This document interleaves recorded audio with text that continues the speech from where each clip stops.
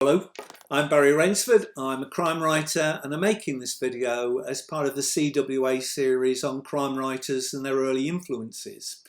I grew up in Birmingham and I spent my early years living opposite a local crime family. In fact, a crime family that sprang to national notoriety when, way before Peaky Blinders, a TV series was made about their early careers and the myths and legends that had accrued themselves around this particular family. In terms of a direct influence on my writing, though, I think that really started to take hold in the 1980s, the early 1980s. I'd studied at university, I'd done all the classical reading, but found the escape into this sort of world of pulp fiction.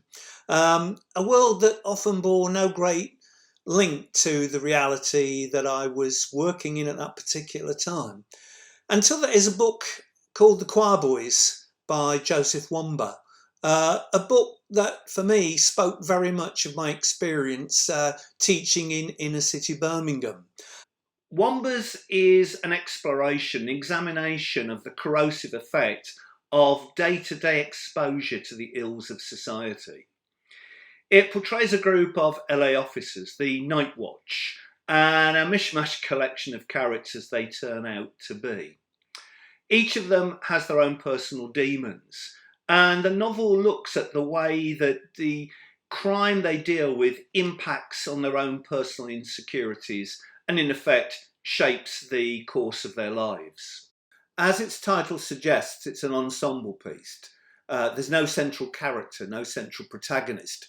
Instead, we have a rotating cast of characters who take it in turns to step forward and allow us to see how the crimes that they're dealing with are affecting them.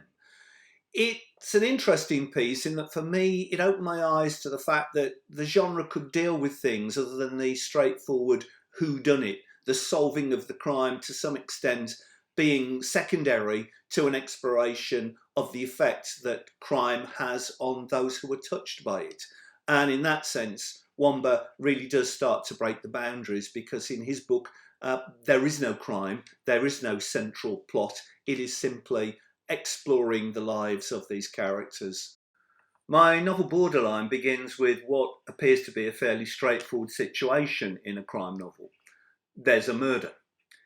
But it's 1984, and this particular murder takes place at the high point of the miners' strike. There's a very violent, very aggressive picket, and in the aftermath, a miner's body is found battered to death. There are 300 miners armed with clubs and bricks and 200 police armed with batons. It would seem to be a fairly straightforward case of a whodunit. However, like any good crime novel, it's never as simple as that. And what we soon find is that this man, this murdered miner, is in fact something rather more than he appears to be at face value. A man with many enemies, a man with many reasons for people to want him dead, to silence him. And like Womber's Choir Boys, the men and women involved in this investigation have their own particular personal issues, their own particular demons that they have to deal with, be it a dying father in one case, or the growing concerns at the politicisation of the police, something that was occurring at that particular time.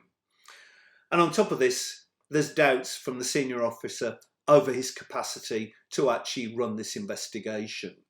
And borrowing from one of Womber's stylistic devices, we see in a series of more and more revealing flashbacks just what these particular issues are and why this man is so troubled by this inquiry. I find in my own writing that I'm drawn to one of Womber's central concerns: the way that human beings, people with normal everyday human insecurities, react when they're put into situations where society demands certainty, where the responsibility of making those decisions is down to them. In particular, in novels like Borderline, we have central characters who have a great deal of doubt in themselves, but also doubts about the circumstances that they're having to navigate their way through. For me, the true genius of Womber, and I don't use the word lightly, is the way that he makes us care, the way that he makes us invest in these particular characters, the way that he makes us feel that we want to see them successfully navigate through not just the particular crime, but through the way that this crime will affect their lives. And we see how crimes of the past have affected them. And we know that this particular crime, this particular day, will have echoes for them many, many years hence. And again, I find that very, very powerful, very believable. He also began to develop his work looking at fictionalising actual crimes. The novel The Onion Field is a really good example of this. And certainly it's something that I'm finding increasingly interesting to the way that my own writing is developed and the sort of topics that I'm looking at for future projects. In summary, Womber, for me, the most influential are of a number of great writers. And certainly the reason for me selecting Choir Boys, when I might equally have selected books by someone like James Ellroy, is the fact that I think without Womber, we wouldn't have Ellroy. And without Ellroy, we probably wouldn't have Rankin. Without Rankin, we wouldn't have Stuart McBride, and so on. All of whom are authors whose work I admire, authors whose work I look forward to reading. And hopefully this video will maybe influence you to perhaps consider reading The Choir Boys and possibly my own novel Borderline, and seeing whether you too think that you can detect the way that influences of previous writers affect the work of those who humbly follow in their footsteps. Thank you.